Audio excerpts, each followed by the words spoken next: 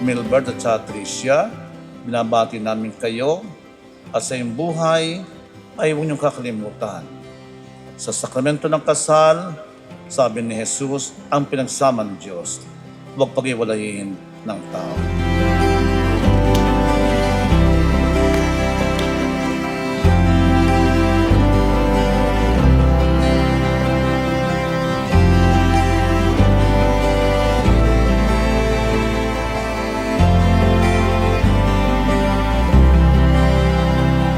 Ever since day one, you are my answered prayer, and from this day, I promise to love you unconditionally when life is easy and when it is hard, when laughter fills our home and when silence weighs heavy.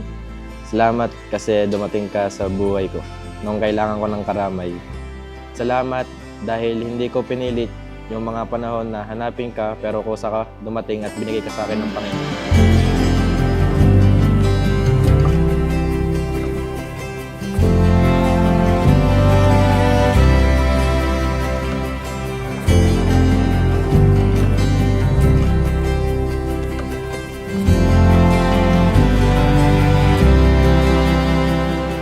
Nakalala ko siya dahil sa aking kaklase, kay MJ.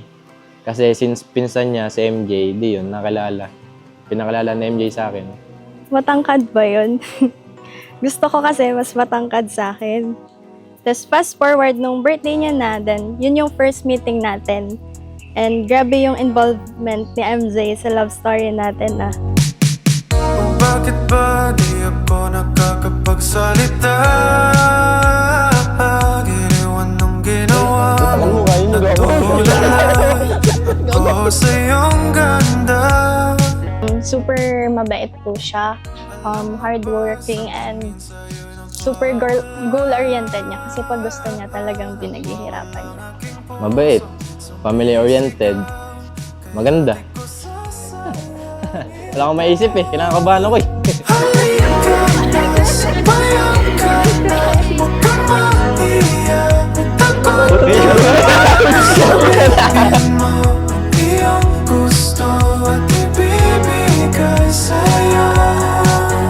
Hawakan mo ang aking kamay, huwag mo nang isipin ang sasabihin ng iba. Ika'y mapapasa, kaya di ko sasayangin ang pasensya na. Thank you po. Kulo. Pero ba? Kadami. Wow! 1, 2, 3, cherry. Wow! Thank you, love. I love you so much. Hawakan mo ang aking kamay, huwag mo nang isipin ang sasabihin ng iba. Ika'y mapapasa, kaya di ko sasayangin to.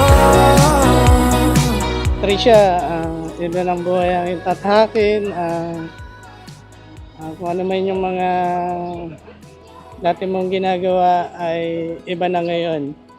Kung kayo may pag-aaway, mag-uusap kayo, gusto niya yan. Panindigan niyo. Kapag ikayaalis, lagi mong sasabihin kay David kung saan ka pupunta para hindi nag-aalala. Huwag naharan kayo. You hit me like a tidal wave. Now I'm underwater, swimming through the trees. At salamat dahil sa kabila ng pinagdaanan natin, sa altar pa rin kita dadalhin.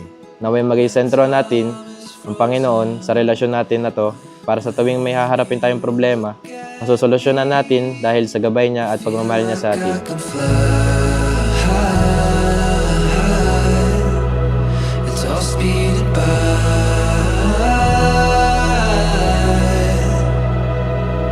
In a whirlwind, yeah. But this moment I won't forget. Promise ko din na isusupport kita sa mga pangarap mo and i-encourage kita palagi. Alam mo naman yun, diba? And i-remind din kita ng mga strength mo whenever you feel like you're weak. Ngayon, nasa iba na tayong sitwasyon ng buhay. Pangako ko sa'yo na palagi kitang poprotektahan, suportahan sa lahat ng bagay. Dito lang ako palagi sa tabi mo. Ika nga sabi ko, mamahalin kita hanggang sa kabilang buhay. Yun lang. I love you. like I could fly. It's all speeding by.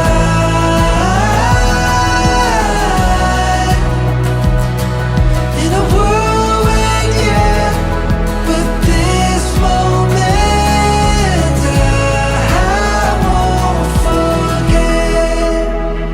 Pangako ko sa'yo na palagi kitang susuportahan sa lahat ng bagay at handang makinig sa kung anumang hinanaing mo sa buhay. At palagi kitang papasahin sa paraan na tayo lang dalawa nakakaalam. Kung anumang pagsubok ang kakaharapin natin, mahal, ikaw at ikaw pa rin ang aking pipiliin, wala nang iba. Tandaan mo ito, mahal. Mamahalin kita hanggang sa kabilang buhay.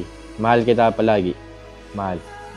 I vow to grow with you, to face every challenge with you, and to build a life with you, filled with faith, hope, and endless love. You are my home, my heart, and my greatest blessing. And for the rest of my days, I promise to love you deeply, fiercely, and faithfully. Mahal kita palagi. Aking palagi. Like I could fly.